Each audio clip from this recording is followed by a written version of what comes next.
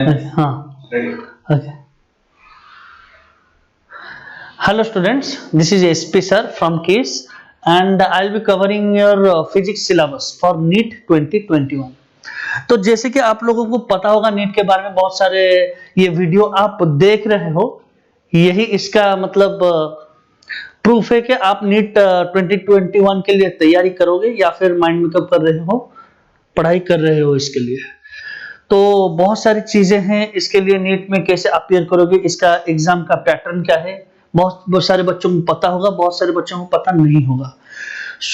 इस सेशन में मैं बहुत सारी चीजें आपको बताऊंगा धीरे धीरे करके, उसको आप कैसे कवर करोगे, उसको पैटर्न क्या है नीट का और किस तरह से आपको तैयारी करना चाहिए, और फिजिक्स क्यों इतना इंपॉर्टेंट है, why physics is so important for NEET. देखिए, आप 3 सब्जेक्ट्स में अपीयर करोगे NEET, physics, chemistry and biology, ठीक है ना। तो फिजिक्स में 45 क्वेश्चंस आएंगे, केमिस्ट्री में 45 क्वेश्चंस आएंगे और बायो में आपके 90 क्वेश्चंस आएंगे। तो इन सब क्वेश्चंस को अटेम्प्ट जब करोगे आप लोग, तो physics will take most of your time. तो ऐसा नहीं है कि आप बायो को 1 आवर दे दोगे, केमिस्ट्री को 1 आवर दे दोगे और फिजिक्स को 1 आवर में कवर अप कर लोगे। Okay, since the total time period of the exam is 3 hours. फिर बायो और केमिस्ट्री को बहुत कैलकुलेटिवली आपको 1.5 आवर और 1 आवर 45 मिनट्स में कवर अप करना पड़ेगा, so that you will get that extra 15 minutes to solve the physics question, क्योंकि फिजिक्स क्वेश्चन न्यूमेरिकल बेस्ड होते हैं। I hope you got my point. अब फिजिक्स का जो नीट सिलेबस है, फिजिक्स का जो नीट सिलेबस है वो मैं आपको भेज दूंगा, और अब जो मैं करने जा रहा हूं आप देखो, how is it different from your board exam. देखिए, आपको पहले तो बोर्ड के माइंडसेट से पूरी तरह से निकलना पड़ेगा, समझ लो मेरी बात को, क्योंकि एंट्रेंस एग्जाम जो है आपका, it is quite different from your board exam, ठीक है। तो आपको यहां पर बहुत सारे कॉन्सेप्ट्स नहीं पढ़ने हैं बोर्ड की तरह। बोर्ड में क्या करते हो आप, बहुत सारा सिलेबस आपको कवर करना पड़ेगा, 30 to 34 चैप्टर्स होते हैं हर सब्जेक्ट में, और हर चैप्टर को आपको सरफेस लेवल से बहुत सारी चीजें पढ़नी पड़ती है, बहुत सारा डाटा कलेक्ट करना पड़ता है। लेकिन इसमें क्या होता है, लेटर सपोज, आई होप अगर आप फिजिक्स थोड़ा बहुत सिलेबस 11 12 में कवर किए हो तो आप समझ पाओगे। देखिए, जिस तरह से मैं बोल रहा हूं, नीट में मैकेनिक्स से क्वेश्चन आना ही आना है, तो मैकेनिक्स को तो पढ़ना है लेकिन सारी चीजें नहीं पढ़नी है, कुछ स्पेसिफिक टॉपिक्स है मैकेनिक्स में जिनको आपको बहुत डीपली स्टडी करना पड़ेगा, समझ रहे हो बात को। तो बहुत स्पेसिफिक टॉपिक्स है, मैं बताता जाऊंगा आपको, जिसको आपको बहुत डीपली स्टडी करना पड़ेगा। बोर्ड की तरह अगर आप सरफेस लेवल से सब कुछ पढ़ के जाओगे, you can not attempt the questions. मैं यहां पर शुरू करूंगा, मैं फिजिक्स सिलेबस को किस तरह से कवर अप करूंगा आपको एक एग्जांपल के तहत मैं आज दिखाने वाला हूं। तो हम पूरा शुरू करेंगे 0 लेवल से, ठीक है ना। हर चैप्टर जो होता है बच्चों, लेटर सपोज हम लेते हैं 12th का फर्स्ट चैप्टर इलेक्ट्रोस्टैटिक्स। अब ये जो इलेक्ट्रोस्टैटिक्स है, उसमें से हमको ज्यादा इजी क्वेश्चन भी नहीं करना है, ज्यादा डिफिकल्ट यानी कि जेईई एडवांस लेवल के क्वेश्चंस भी नहीं करने हैं, समझ रहे हो बात को। अब नीट का पैटर्न जो है, उसका सिलेबस जो है स्टिपुलेटेड सिलेबस है, और जिस लेवल का क्वेश्चन आता है उसी लेवल का क्वेश्चन, उसी टाइप के क्वेश्चंस को आपको डील करना है, समझ रहे हो बात को। उससे ज्यादा नहीं, उससे कम नहीं, ज्यादा हाँ जा सकते हो थोड़े बहुत प्रैक्टिस के लिए, लेकिन अदर डायरेक्शन में नहीं जाना है। तो अब देखिए, मैं एक एक करके आपको एक क्वेश्चन लूंगा, पूरा 0 लेवल से शुरू करूंगा, और उसी क्वेश्चन को मॉडिफाई करते हुए सारे कॉन्सेप्ट्स उसमें आएंगे, समझ रहे हो ना। आप बोर्ड में क्या करते थे, आप एक कॉन्सेप्ट पढ़ते थे, उस कॉन्सेप्ट के ऊपर बेस्ड 2-4 न्यूमेरिकल सॉल्व कर लेते थे। यहां पर क्या करना पड़ेगा, जितने सारे न्यूमेरिकल है, आप न्यूमेरिकल के थ्रू ही कॉन्सेप्ट को समझोगे, समझ रहे हो बात को। हर चैप्टर में आपको 20 से 25 कॉन्सेप्ट्स आएंगे। Later suppose let's take for example electrostatics में मैं कॉन्सेप्ट 1 कॉन्सेप्ट 2, ज्यादा कुछ पूरा बुक सारे डाटा कवर अप नहीं करने हैं। आपको क्या करना है, मैं कॉन्सेप्ट 1 कॉन्सेप्ट 2 कॉन्सेप्ट 3 ऐसे करके आपको 20 to 25 कॉन्सेप्ट्स बताऊंगा, और लगभग जितने क्वेश्चंस हैं नीट के जो प्रीवियस ईयर्स में आए हैं, नीट हो या आईपीएमटी हो या फिर आपके एम्स हो, सारे क्वेश्चन जो है उसी के अंदर आ जाएंगे, ठीक है ना। You will be able to solve all those questions if you know these 20 to 25 concepts. अब उस 25 कॉन्सेप्ट्स को याद करना है, आपको अच्छी तरह से समझना है, उसके ऊपर बेस्ड जो जो फॉर्मूला आएंगे आपको एक फॉर्मूला कॉपी बनाना पड़ेगा। ओके, आपको वो सारे फॉर्मूले अगर आपने एक छोटे से कॉपी पे लिख लिया तो एग्जाम के पहले पहले आपको रिवीजन करने में बहुत इजी आएगा, इजी लगेगा आपको, ठीक है ना। अब देखते हैं, एक छोटा सा कॉन्सेप्ट में लेता हूं, लेट अस सपोज इलेक्ट्रोस्टैटिक के कूलम्ब्स लॉ। अब उसी को ऊपर एक क्वेश्चन को कितनी तरीके से मैं सॉल्व करता हूं, आप उसको देखिए, समझिए, और क्या क्या कॉन्सेप्ट्स है उसी न्यूमेरिकल में मैं धीरे धीरे करके आपको समझाता चलूंगा, ठीक है। So let's start with our first topic, that is electrostatic, ठीक है ना।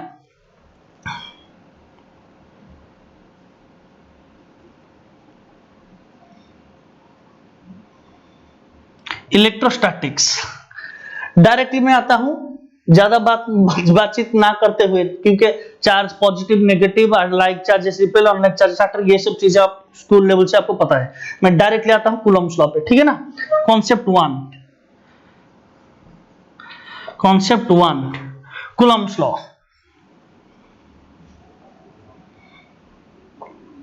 क्या कहता है कूलम्ब्स लॉ? बहुत इजी है, आपको पता होगा। अगर दो point charges Q1 and Q2 are separated by some distance r, let us suppose in air medium, अगर दो charges Q1 and Q2 are separated by a small distance, are separated by distance r, समझ रहे हो, और अगर ये जो system है हमारा वो एयर मीडियम में है, तो उन दोनों के बीच में जो इलेक्ट्रोस्टैटिक फोर्स लगेगा या फिर कूलम्बिक फोर्स लगेगा वो कितना होगा बच्चों?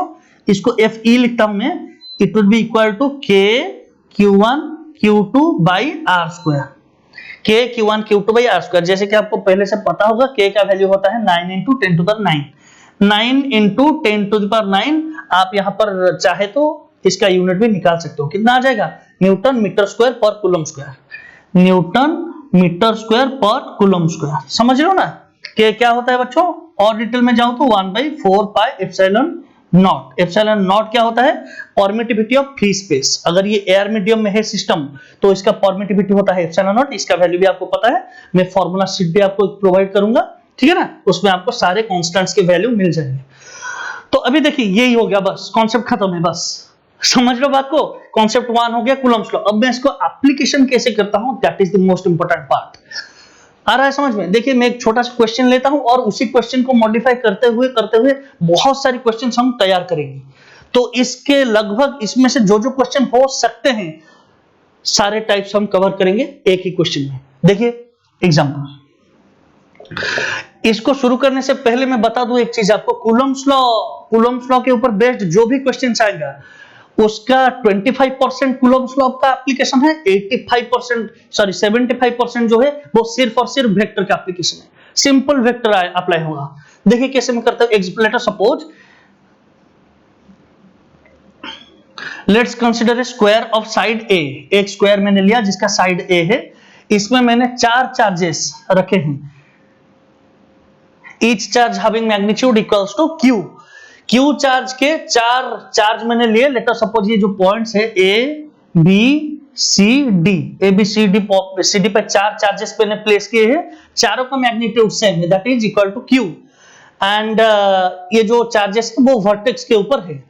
अब आपसे पूछा गया है कि बच्चों, ये बहुत सी सिंपल क्वेश्चन है, ये जो D पे जो चार्ज है उस पे जो नेट फोर्स है वो कितना गिरेगा? What would be the net electrostatic force applied on charge Q placed at point D? निकाल के बताइए। जिन जिन लोगों को आता है ये बहुत ही सिंपल जीरो लेवल का क्वेश्चन है, बस हम शुरू कर रहे हैं, धीरे धीरे लेवल को अप करेंगे। जिनको आ रहा है टेंशन मत लो, डिफिकल्ट लेवल पे हम जा रहे हैं अभी। तो आप खुद से सॉल्व कीजिए, मैं कुछ टाइम आपको 30 सेकंड देता हूं, या फिर पॉज कर लीजिए वीडियो को, ट्राई टू सॉल्व इट। अब इसको किस तरह से हैंडल करते हैं देखिए। अब मैं इसको और थोड़ा ट्विस्ट कर दूंगा क्वेश्चन को बाद में, तो ध्यान से सुनना मेरी बात को। I asked you to find out the net electrostatic force on this charge Q placed at point D. अब पहले तो आपको यह समझना पड़ेगा इसके ऊपर कितने फोर्सेस गिरेंगे। सारे कॉन्सेप्ट धीरे धीरे करके समझा रहा हूं, ध्यान से सुनना मेरी बात को। ये जो कूलम्ब्स लॉ है बच्चों, it is valid only for point charges, सिर्फ और सिर्फ पॉइंट चार्जेस के लिए वैलिड है। और क्या है, since it is electrostatics that means charges must be at rest, ये जो चार्जेस है वो भी रेस्ट में भी होना चाहिए। Okay, then only you can apply the Coulomb's law. तो पहले तो लॉ समझने के बाद आपको ये कंडीशन भी समझना पड़ेगा, किस कंडीशन में दैट इज एप्लीकेबल। ये नहीं कि हर जगह लेके अप्लाई कर दिया। If the charges are moving you can not apply Coulomb's law. I hope you got my point. Now देखिए, अगर इस चार्ज के ऊपर आप नेट फोर्स निकालना चाह रहे हो, तो first of all you need to understand how many forces are acting on this charge based upon D. कितने फोर्सेस गिरेंगे, सब लोग आंसर करने की कोशिश कीजिए। Yes, 3 forces will act on this charge. क्यों 3 फोर्स, 4 क्यों नहीं, चार्जेस तो चार्ज है। देखिए ए पे जो चार्ज है ये एक फोर्स डालेगा इसके ऊपर, किस डायरेक्शन में, इस डायरेक्शन में। ये आ गया दूसरा कॉन्सेप्ट, सेंट्रल फोर्स। ये जो फोर्स एक्ट करेगा ना, centre to centre along the line joining act करेगा। Since both of them are positively charge, तो ये इसको ए पे जो चार्ज है वो क्या करेगा, इस चार्ज को दूर ढकेलेगा अपने से। एंड किस डायरेक्शन में, अलोंग द लाइन जॉइनिंग, क्योंकि सेंट्रल फोर्स होता है कूलम्ब्स फोर्स। अब सी पे जो चार्ज है क्यू, ये भी इसको दूर ढकेलेगा इस तरफ, इस तरफ। डी पे सॉरी बी पे जो चार्ज है वो इस चार्ज को किस तरफ दूर ढकेलेगा, क्योंकि ये भी पॉजिटिव है ये भी पॉजिटिव है, so it will try to repel this charge along this direction. समझ लो बात को। अब मुझे ध्यान से थोड़ा सोच के बताइए, क्या जो चार्ज है वो खुद के वजह से खुद के ऊपर फोर्स डाल पाएगा? The answer is no. आपने लॉज ऑफ मोशन में सुना होगा फर्स्ट ईयर में या फिर 11th में, कि एक बॉडी खुद के ऊपर फोर्स नहीं डाल सकता। There is no concept of internal force. मैं अगर खुद को चाहूं धकेलने के लिए, I cannot push my self and get displaced. I hope you got my point. Bus के अंदर अगर 100 आदमी भी खड़े हों, वो बस को धकेलेंगे तो बस विल नॉट मूव। अगर लेकिन 4-5 आदमी पीछे से धकेलेंगे, पीछे से पुश करेंगे, bus will move forward.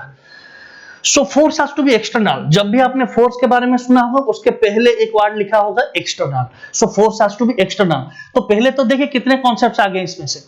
Q charge है, इसके ऊपर कितने फोर्स मतलब अप्लाई होंगे, पहले तो आपको ये चीज समझना पड़ेगा। कितने फोर्सेस अप्लाई होंगे, इसके वजह से एक इस तरफ, इसके वजह से एक फोर्स इस तरफ, इसके वजह से एक फोर्स ऊपर। 3 forces will act on this charge. अब क्या करना पड़ेगा, अब अगर ये इसका साइड ए है तो ये भी तो ए होगा, तो इस तरफ जो फोर्स गिरेगा कूलम्ब फोर्स, उसका मैग्नीट्यूड क्या मतलब कितना होगा। And I am assuming that the system is in air medium, तो इसके ऊपर जो फोर्स गिरेगा इसकी वजह से मैं इसको नाम देता हूं force on D due to A. D के ऊपर जो चार्ज है उसके ऊपर कितना फोर्स गिर रहा है, ए की वजह से। कितना फोर्स गिरेगा, उसका मैग्नीट्यूड कितना होगा, के Q1 Q2, यानी कि Q स्क्वायर हो गया यहां पर, और डिस्टेंस कितना है दोनों के बीच में, ए स्क्वायर। डिस्टेंस तो ए है ना। अगर ये हो गया k Q square by A square, C की वजह से डी के ऊपर जो फोर्स गिर रहा है ऊपर, वो कितना होगा, वो भी तो उतना ही होगा, के Q square Q1 Q2, Q square हो गया, क्योंकि दोनों का मैग्नीट्यूड तो सेम है, दोनों के बीच का जो डिस्टेंस है वो भी ए है, ए स्क्वायर। समझ रहे हो बात को। अब देखिए इसको मैं क्या करता हूं, ये भी k Q square by A square है, ये भी k Q square by A square है। Just for the sake of simplicity मैं इसको ले लेता हूं एफ नॉट। क्या ले लेता हूं, एक्स ले लो या फिर एफ नॉट ले लो, कैलकुलेशन इजी हो जाएगा। एंड में मैं क्या सब्स्टिट्यूट कर दूंगा, एफ नॉट की जगह फिर से के Q square by A square डाल दूंगा। अगर ये एफ नॉट है बच्चों, तो ये भी तो एफ नॉट ही होगा। अरे यस और no, yes this will also be f naught. Now we just need to find out the third force and get the vector resultant. अब ये जो फोर्सेस है ये तो वेक्टर क्वांटिटीज है ना, बस के Q square by A square आपने डाल दिया कूलम्ब्स को, तो खत्म है बात, इतने में खत्म हो गया, कुछ है नहीं इसमें। अब आपको करना क्या है, बस वेक्टर रिजल्टेंट निकालना है। ठीक है, वेक्टर रिजल्टेंट निकालना है। देखिए ये अगर ए है बच्चों, तो पहले ये वाला चार्ज जो है इसके ऊपर कितना फोर्स डालेगा, इसको निकालना है हमने। तो इसको मैं लिखूं तो ये कैसे लिखूंगा, के Q1 Q2, दोनों का चार्ज तो सेम है, तो क्यू स्क्वायर लिख लूंगा। अब ये वाला जो डिस्टेंस है, ये अगर a है, ये a है, तो ये कितना आ जाएगा, √2a आ जाएगा। यहां पर लिख लेता हूं पाइथागोरस थ्योरम, ये 90 डिग्री है, ये a है, ये a है, तो ये कितना आ जाएगा, √a square plus a square, that would be equal to √2a square, that would be equal to √2a। तो ये आ जाएगा आपका √2a। तो यहां पर डाल दूं तो डिस्टेंस कितना हो गया, √2a का होल स्क्वायर। अब यहां पर होल स्क्वायर है, तो इसको अगर सॉल्व करूं तो कितना आ जाएगा, K Q square divided bye 2a square. अब अगर आप ध्यान से देखो यहां पर, ध्यान से देखो यहाँ पर के Q square by A square को तो मैंने एफ नॉट लिया है ना, तो ये आ जाएगा एफ नॉट बाई 2, तो ये आ जाएगा कितना एफ नॉट बाई 2।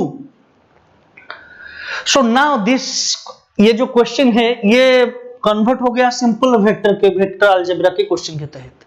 देखिए एक चार्ज यहां पर प्लेस है, यहां पर 3 फोर्स, इस तरफ एक फोर्स एक्ट कर रहा है, बस मैं इस पॉइंट को ड्रॉ कर रहा हूं, डी पॉइंट को। देखिए आप ध्यान से, यहां पर इस तरफ फोर्स एक्ट कर रहा है एफ नॉट, ऊपर एक्ट कर रहा है एफ नॉट, इस तरफ एक्ट कर रहा है एफ नॉट बाई 2।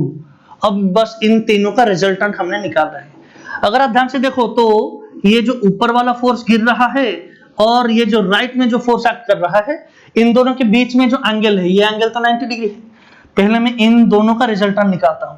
पहले मैं ऊपर वाला फोर्स और जो राइट में एक्ट कर रहा है, उन दोनों का रिजल्टेंट निकालूंगा।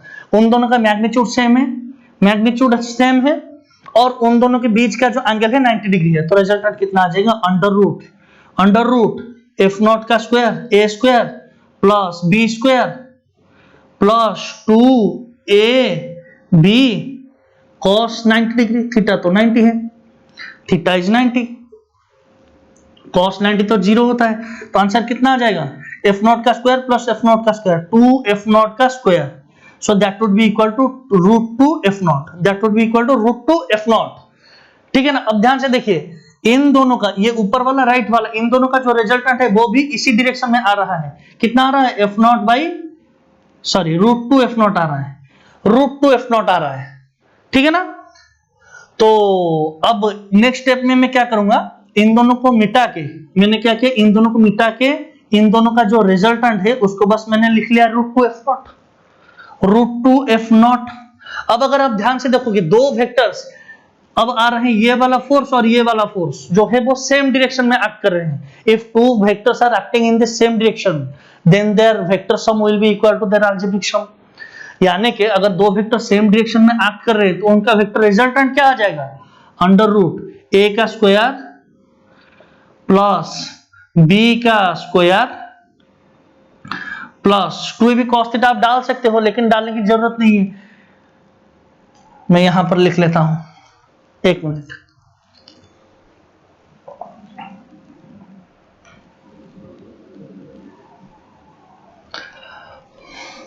If two vectors are acting in the same direction, then their vector resultant will be net force will act along, directly आप ऐड कर सकते हो दो वेक्टर। देखिए अगर कोई ऑब्जेक्ट मुझे, कोई पर्सन मुझे इस तरफ से 5 न्यूटन फोर्स से खींच रहा है और उसी डायरेक्शन में और एक बंदे ने मुझे 7 न्यूटन फोर्स से खींचा, तो नेट फोर्स कितना गिरेगा उसी डायरेक्शन में, 12 न्यूटन। तो डायरेक्टली मैं ऐड कर सकता हूं दो, if two vectors are in the same direction, उनका जो वेक्टर रिजल्टेंट होगा वो आप डायरेक्टली ऐड करके निकाल सकते हो। कितना आ जाएगा, तो resultant F naught by 2 plus root 2 F naught. ठीक है ना। अगर एफ नॉट में कॉमन ले लो तो 1/2 प्लस रूट 2। अब एफ नॉट को जो लिया था आपने उसको सब्स्टिट्यूट कर लो, तो कितना आ जाएगा value, K Q square divided by A square root 2 plus 1/2। So this is the answer to this question. ये जो है इस क्वेश्चन का आंसर है। ध्यान से समझो मेरी बात को, ये होगा उसका आंसर। अब के चाहे तो क्यू का वैल्यू अगर क्वेश्चन में गिवन है इतना कूलम, 1 कूलम या फिर 2 कूलम, ए का वैल्यू अगर गिवन हो, के का वैल्यू आप डाल के आंसर निकाल सकते हो।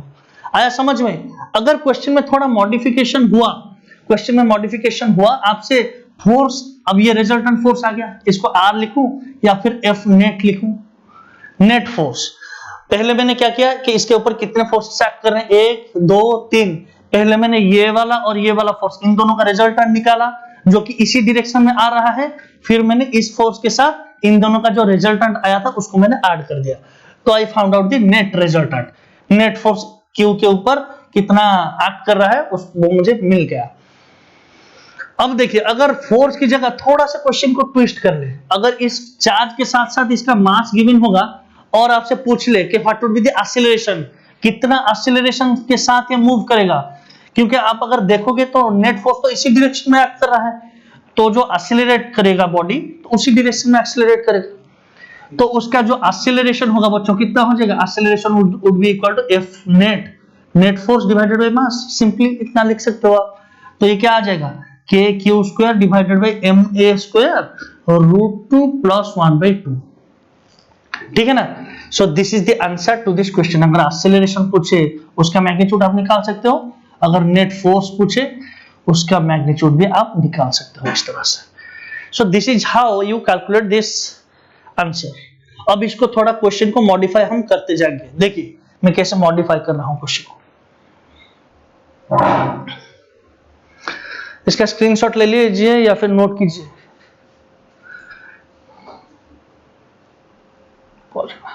पहुंचे ना।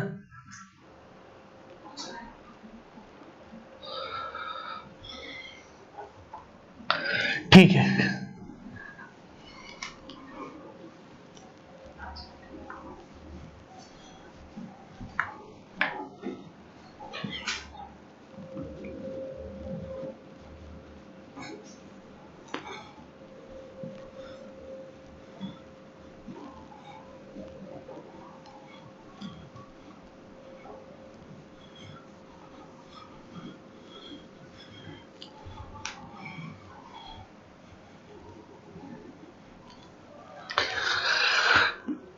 ठीक है। अब देखिए उसी क्वेश्चन में अगर मैं थोड़ा सा मॉडिफिकेशन करूं, let us suppose there is a square of side A, ठीक है ना। अब 4 charges each of magnitude q are placed are 4 corners. 4 vertex में मैंने 4 चार्जेस रखे जिनका मैग्नीट्यूड सेम है। अब हुआ क्या है, लेट अस सपोज इसको मैं नेगेटिव चार्ज कर देता हूं, ठीक है ना। अब देखिए चारों पॉजिटिव थे, ये क्वेश्चन चेंज हो गया। अब अगर एक नेगेटिव हो गया, अब मैं आपसे पूछूं कि इसके ऊपर नेट फोर्स कितना गिरेगा, तो देखिए कितने फोर्सेस गिरेंगे। ये वाला जो चार्ज है ये इसको नीचे खींचेगा इस डायरेक्शन में, इसका मैग्नीट्यूड कितना होगा बच्चों, k Q square divided bye ए स्क्वायर। अब आप बोलोगे सर ये तो माइनस था, माइनस कहां गया, माइनस जो है वो नेचर शो करता है यहाँ पर, ये डायरेक्शन में अब्जॉर्ब हो गया। अगर ये पॉजिटिव होता तो ये पॉजिटिव वाला चार्ज इस पॉजिटिव वाले चार्ज को ऊपर ढकेलता।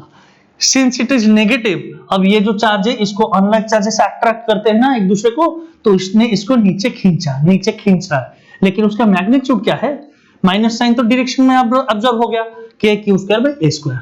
अब इस डायरेक्शन में कितना फोर्स आएगा बच्चों, k Q square by A square, k q one q two q square divided by A square. Minus sign कहां पर गया, इस डायरेक्शन वाले डायरेक्शन में अब्जॉर्ब हो गया। अब ये क्यू इसके ऊपर किस डायरेक्शन में, उसको अपने पास खींचेगा ना, क्योंकि ऑपोजिट नेचर के चार्जेस हैं, तो जो फोर्स है बच्चों तो इस डायरेक्शन में आएगा। कितना आएगा, मैग्नीट्यूड तो उतना ही आएगा, के Q square divided by 2a square जो आया था वहां पर। यानी कि इसको हम अगर मैं इसको एफ नॉट लिख लूं, एफ नॉट इसको लिख लूं, तो ये भी तो हो जाएगा आपका equal to F naught by 2। तो अब क्या हो रहा है, देखिए यहां पर जो प्लेस है माइनस क्यू चार्ज, उसके ऊपर इस डायरेक्शन में एक फोर्स गिर रहा है एफ नॉट, इस डायरेक्शन में एक फोर्स गिर रहा है, ये भी है आपका एफ नॉट, इस डायरेक्शन में एक फोर्स गिर रहा है आपका एफ नॉट बाई 2। अगर उसी हिसाब से एग्जैक्टली आप कैलकुलेट करोगे तो जो नेट रिजल्टेंट है उतना ही आएगा। अब इन दोनों का रिजल्टेंट जो है एफ नॉट और एफ नॉट 90 डिग्री में एक्ट कर रहे हैं, इन दोनों का रिजल्टेंट तो उसी डायरेक्शन में आएगा। कितना आ जाएगा, इसी डायरेक्शन में √2 एफ नॉट। अब ये दोनों ऐड हो जाएंगे, एक ही डायरेक्शन में एक्ट कर रहे हैं, दोनों का रिजल्टेंट एफ नेट कितना आ जाएगा बच्चों, एफ नॉट में कॉमन ले लो तो 1/2 प्लस √2। एफ नॉट का वैल्यू कितना था, के Q square divided by A square, ठीक है, 1/2 प्लस √2। देखिए मैग्नीट्यूड पहले वाले केस में जितना था इस केस में भी उतना है, but the direction is opposite. पहले वाले केस पे डायरेक्शन इस डायरेक्शन में फोर्स एक्ट कर रहा था, अभी इस डायरेक्शन में एक्ट कर रहा है। I hope all of you got my point. इसी हिसाब से क्वेश्चन को एक चार्ज को पॉजिटिव, एक चार्ज को नेगेटिव, दो चार्ज को पॉजिटिव, कुछ भी किया जा सकता है। देखिए मैं अब क्या कर सकता हूं, इस क्वेश्चन में मॉडिफिकेशन में और एक दो क्वेश्चन आपको पूछता हूं, अप्लाई करके सॉल्व करके मुझे बताइएगा। अब ये वाला चार्ज माइनस क्यू है, ठीक है ना, इस चार्ज को मैंने माइनस क्यू कर दिया, इस चार्ज को मैंने माइनस क्यू कर दिया, ठीक है, ये वाला चार्ज जो है वो प्लस क्यू है। अब मैं अगर आपसे पूछूं ए बी सी डी, अब अगर मैं इसका साइड जो है वो ए है, अब अगर मैं आपसे पूछूं कि what would be the net force acting on this charge, minus q placed at point D, मुझे निकाल के बताइए। देख रहे हो ना क्वेश्चन को, क्वेश्चन का पैटर्न ही इसी तरह का क्वेश्चन आएगा, बस एक की जगह एक चार्ज पॉजिटिव था उसको नेगेटिव कर दिया, दो चार्जेस को नेगेटिव कर दिया, दो को पॉजिटिव रखा, तीन को नेगेटिव कर दिया, एक को पॉजिटिव रखा। समझो, इसी हिसाब से क्वेश्चन थोड़ा ट्विस्ट होता जाएगा। सो अगर मैं आपको बस हिंट दे देता हूं, कितने फोर्सेस एक्ट करेंगे इसके ऊपर? 3 फोर्स। ये वाला सी पे जो चार्ज है ये उसको ऊपर ढकेलेगा, यहां पर जो फोर्स है इस डायरेक्शन में फोर्स दूर ढकेलेगा, इट विल पुश इट। अब ये वाला जो चार्ज है इसको ये पास खींचेगा। अब ये इसका मैग्नीट्यूड कितना है? K Q square divided by, negative sign तो लेना नहीं है क्योंकि डायरेक्शन में ऑब्जर्व हो गया, k Q square by A square, ये भी हो जाएगा K Q square by A square. अब ये जो है बच्चों k Q square divided by 2a square. अब इन दोनों का रिजल्टेंट है इस डायरेक्शन में आएगा। अब ये वाला जो डायरेक्शन है इसके ऑपोजिट है, तो आपको क्या करना पड़ेगा? डिफरेंस लेना पड़ेगा। ये वाला जो वेक्टर होगा और इन दोनों का जो रिजल्टेंट इस डायरेक्शन में आएगा, दोनों का रिजल्टेंट निकाल लेके फाइनल रिजल्ट निकालना है। ओके, तो फिर मिलते हैं नेक्स्ट सेशन में। Thanks a lot.